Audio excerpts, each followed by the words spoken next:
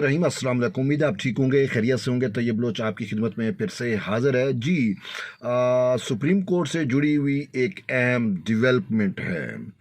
और जैसा कि आप जानते हैं कि आज सुप्रीम कोर्ट के कॉन्स्टिट्यूशनल बेंच में बानी पीटीआई यानी कि मुजरिम, मैं तो मुजरिम ही कहूँगा, मुजरिम है, अब 14 साल का सज़ा हो गया तो बाकी बचता क्या है, मुजरिम इमरान नियाज़ी की ठीक इंतखाबी धांधली से मुतल्लिक़ दरख्वास्त लगी हुई थी, और उसमें उनके वकील की तैयारी ही नहीं थी। दोष तो औरों को देते हैं। बहरहाल यहाँ पे बात करने का मकसद ये है कि आपने एक नुक्ता समझना है, ठीक है। अब जब कॉन्स्टिट्यूशनल बेंच में आज ये मामला लगा हुआ था, तो आज ही फिर अपने जस्टिस मंसूर अली शाह साहब को भी इंतखाबात में धांधली और ये चीज़ें नज़र आ गई, तो उन्होंने आदिल बाज़ाई वाला केस, जो आपको याद होगा कि आदिल बाज़ाई को जिस तरीके से इन्होंने मावरे आइन जाके रिलीफ दिया, वो भी आपके सामने है। और उसमें जिस तरीके से इलेक्शन कमीशन और पूरे इलेक्शन प्रोसेस पर सवालात उठाने की जसारत की कोशिश की, तो आज उसका भी इन्होंने आर्डर, तफसीली आर्डर जो है वो जारी कर दिया। पहले मुखसर आर्डर था, और मंसूर अली शाह साहब के पास तो 187 है, और इलेक्शन कमीशन पे ये ऑलरेडी इतने नाला है कि भाई मैंने मावरा आइन जाकर इंतखाबी वो मखसूस नशिस्तों वाला फैसला दिया, मैंने पार्लिमान से जो है वो नूरा कुश्ती की, मैंने पार्लिमान का हक जो है आइन में अमेंडमेंट करने का उसको भी अपने तौर पे इस्तेमाल किया। तो इसके बावजूद इलेक्शन कमीशन ने जो है वो मखसूस नशिस्तों का से मुतल्लिक मेरे या हमारे 8 जजेस के फैसले पे इम्प्लीमेंटेशन क्यों नहीं किया। इनको तो गुस्सा था, तो बहरहाल इन्होंने ये सारा गुस्सा आदिल बाज़ाई वाले मामले पे निकाला, और आदिल बाज़ाई वाले मैटर में इन्होंने जो इलेक्शन कमीशन ने फैसला किया था, उन्होंने इलेक्शन तरमीमी एक्ट जो आया था मखसूस नशिस्तों के बाद, उसको मद्देनज़र रखते हुए जो है वो डिसीट किया था आदिल बाज़ाई को। आदिल बाज़ाई जो है वो पीएमएलएन से उसका ताल्लुक रहा है, या उन्होंने उनका जो एफिडेविट था वो पीएमएलएन की जानिब से जमा कराया था। बहरहाल मंसूर अली शाह साहब तो बादशाह हैं, और वो भी वैसे भी अपनी कोर्ट को शाही कोर्ट के तौर पर इस्तेमाल करते हैं। लेकिन कहने का मतलब ये है कि आज जब कॉन्स्टिट्यूशनल बेंच में बानी पीटीआई की इंतखाबी धांधली वाला मैटर था, तो आज ही के दिन जो है वो जस्टिस मंसूर अली शाह साहब ने आदिल बाज़ाई वाला तहरीरी फैसला क्यों जारी किया, पहले क्यों इसको जो है वो बैठे रहे। फिर उनकी हम नवा अपनी जस्टिस आयशा मलिक, उन्होंने भी कोई काम नहीं किया, उन्होंने भी इजाफी नोट ठोक दिया, और इजाफी नोट पढ़े मंसूर अली शाह साहब का, और यानी कि जस्टिस आयशा मलिक का या फिर अपना मंसूर अली शाह साहब का, तो दोनों की लैंग्वेज तो सेम है। बहरहाल इजाफी नोट लिखने की क्या वजह थी? वजह यही थी कि ये इलेक्शन कमीशन पे जो है वो, या इंतखाबी जो प्रोसेस था 8 फरवरी का, इसको पर सवाल उठाना था, तो उन्होंने सवाल उठाए और इलेक्शन कमीशन पे चढ़ाई कर दी,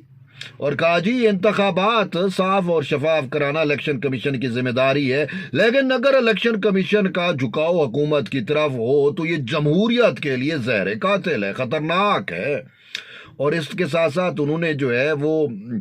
जस्टिस आयशा मलिक ने अपने इजाफी नोट में कहा कि वोटर को हक है, अब वो बल्ले वाला इंतखाबी निशान वाला जो मैटर है और वो सारा कुछ, तो इन्होंने सारे मामलात जो हैं वो इसी आदिल बाज़ाई वाले मैटर में सेटल करने की कोशिश की। अगर आपको याद हो, इसी तरीके से इनके एक और भी मुअज़्ज़ज़ जज साहब है, जस्टिस अतर मिनल्ला साहब, आप बाखूबी जानते हैं उनको, वो भी ओपन कोर्ट में बैठ के, मामला कोई और होता था और ओपन कोर्ट में बैठ के कहा करते थे देखें जी वो बानी पीटीआई जो है उनकी जो है वो फिट दरखास्त आई हुई है 184(3) में इंतखाबी धांधली वाले मामले पे, उस पर सुप्रीम कोर्ट को देखना चाहिए, उसकी समाअत करनी चाहिए या उसको नोटिस लेना चाहिए। तो बहरहाल ये वो लोग हैं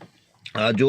बानी पीटीआई और उसका नरेटिव जो है, यूथियों का नरेटिव जो है वो ओपन कोर्ट में जो है वो बैठ के बल्कि उनके मुकदमात लड़ते हैं। ये जज नहीं हैं, ये वकील हैं बेसिकली, और सहूलतकार हैं पीटीआई के, और उनको नरेटिव बिल्डर हैं, उनकी परसेप्शन मैनेजर हैं। ये कोर्ट में बैठ के हलफ लेने के बावजूद अपने हलफ के बरखिलाफ जाके उनकी जो है वकालत करते हैं। तो बहरहाल आपने देखा कि मखसूस नशिस्तों वाले केस में एंड आखिरी जो रिमार्क्स थे, आखिरी जो ऑब्जर्वेशन थी जस्टिस अतर मिनल्ला साहब की, वही फिर फैसला बना। उन्होंने कहा था कि अगर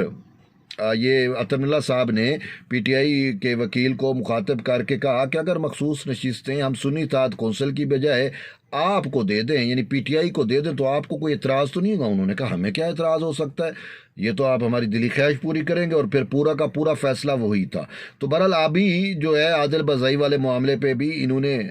तहरीरी फैसला जारी किया है मंसूर अली शाह साहब की जानिब से, और साथ आयशा मलिक ने भी अपने यहाँ इजाफी नोट लिख दिया और उन्होंने इलेक्शन कमीशन और इलेक्शन प्रोसेस पे सवाल खड़े कर दिए हैं। और साथ साथ जो है इलेक्शन कमीशन को जो है वो बड़े आड़े हाथों लिया है, वो गुस्सा निकाल रही हैं असल में कि हमारे 8 जजेस वाले मखसूस नशिस्तों वाला जो फैसला था उस पे आपने अमल दरामद क्यों नहीं किया। और सही मंसूर अली शाह साहब ने तो उस मामले पे जो है इनको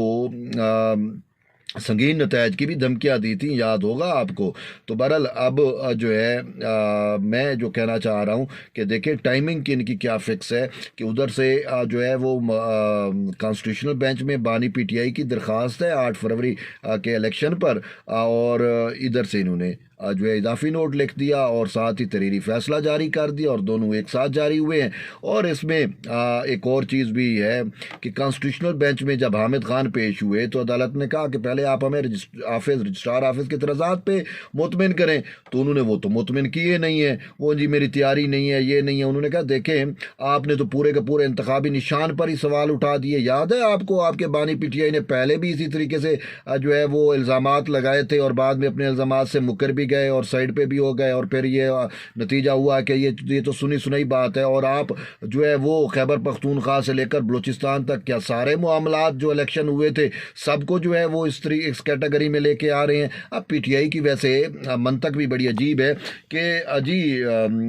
खैबर पख्तूनख्वा में इंतखाबात ठीक हुए जहाँ पे इनको मैंडेट मिला है, और बाकी जगहों पे भी ये इंतखाबात दुरुस्त नहीं हुए। तो मंदूखेल साहब ने कहा कि देखें आपके एतराज़ात को अगर हम देखें तो फिर तो ये तो इलेक्शन जो है वो हर इंडिविजुअल हल्के में अलग अलग उसका मैटर होता है। तो ये किस तरीके से मुमकिन है, फिर आप तो ये तो हर हल्का खोलना पड़ेगा, यूं तो हर बंदा उठ के आ जाएगा एतराज़ात करेगा, तो फिर हर हल्के का क्या हमें ऑडिट करवाएं, किस तरीके से करें। और फिर ये भी कहा गया कि देखें ये मामला जो हैं वो बरह रास्त सुप्रीम कोर्ट के उसमें नहीं आते। याद होगा आपको पहले जब इस पे इंतखाबी धांधली से मुतल्लिक कमीशन बना था तो वो तो एग्जीक्यूटिव ने कमीशन बनाया था। तो अब आप क्या चाहते हैं, तो इस पर हामिद खान साहब ने कहा कि आप आज खुद नोटिस आपको लेना चाहिए था, आपको शर्म नहीं है, आपको तो आज इस पे खुद नोटिस लेना चाहिए। डकैतियां पड़ गई हैं, भाई कौन सी डकैतियां पड़ गई हैं, वक्रे आप हो, असल डकैत तो आप साबित हुए पीटीआई वाले। खैबर पख्तूनख्वा में मौलाना फजल रहमान से पूछे, वो कहते हैं मेरे वो मैंडेट पे जो है पीटीआई ने डकैती डाली है, और वहाँ पे जिस तरीके से टीटीपी वालों के साथ मिल के इन्होंने पूरे का पूरा इंतखाबी प्रोसेस अपने हक में किया और बाकी मुखालफिन को जो है इलेक्शन तक भी लड़ने की इजाज़त नहीं दी। तो इसी तरीके से अब ये आ गए हैं जी पंजाब में भी हमारा मैंडेट पे डाका डला, फलां पे डला, फलां पे डला। तो बहरहाल कॉन्स्टिट्यूशनल बेंच में तो अब ये मामला लगेगा और इसमें पीटीआई के अपने वकील की नायली भी तो है, लेकिन सही मंसूर अली शाह साहब और आयशा मलिक साहबा तो बाज नहीं आ रही। आज सुबह उन्होंने एक और अटैम्प्ट की थी कि केस ही नहीं था उनके पास, और खुद तौहीन मंसूर अली शाह पे पूरी सुप्रीम कोर्ट को नोटिस जारी कर दिया, तौहीन अदालत का, ठीक है, सुप्रीम कोर्ट को, कि जी मंसूर अली शाह साहब की तौहीन क्यों हो गई है। अल्लाह माफ़ करे भाई, कौन सी ऐसी तौहीन हुई है, आपने खुद गैर कानूनी काम किया था और गैर कानूनी काम आप करें, बाकी पूरा सिस्टम तो आपके गैर कानूनी काम की तौसीक करने से रहा। तो उन्होंने तो आपके गैर कानूनी काम को दुरुस्त कॉन्स्टिट्यूशनली दुरुस्त करने की कोशिश की और आप उन पर आग बगोला हो गए। तो बहरहाल इन्होंने आदिल बज़ाई वाला मैटर पे आपको याद है जिस तरीके से इन्होंने वो खिलाफ आइन इन्होंने फैसला दिया था, बेसिकली वो खिलाफ कानून फैसला है। तो बहरहाल अब हम इनसे यही उम्मीद रख सकते हैं कि क्योंकि इन्होंने ना आइन मानना है ना कानून मानना है, ऑलरेडी नहीं मान रहे, जो 26वीं तरमीम को नहीं मान रहा, जो अपने हलफ की पासदारी नहीं कर रहा, वो और क्या कर सकता है। मासूस के तरीके इंसाफ के लिए बयानिया बना सकता है, तरीके इंसाफ के लिए जो है वो ऑर्डर दे सकता है, या तरीके इंसाफ के लिए 187 का इस्तेमाल करके कंप्लीट जस्टिस कर सकता है, और बाकी इनसे और इंसाफ और कानून तो होना नहीं है। तो बहरहाल ये एक अहम डेवलपमेंट थी, मैंने कहा आप तक आपको आगाह करूँ। आप इसको कैसे देखते हैं आदिल बज़ाई वाले इस ऑर्डर को और इन चीज़ों को, आप अपना फीडबैक ज़रूर दें, और मिलते हैं एक नई वीडियो, तब तक ले इजाज़त दें, अल्लाह हाफ़िज़।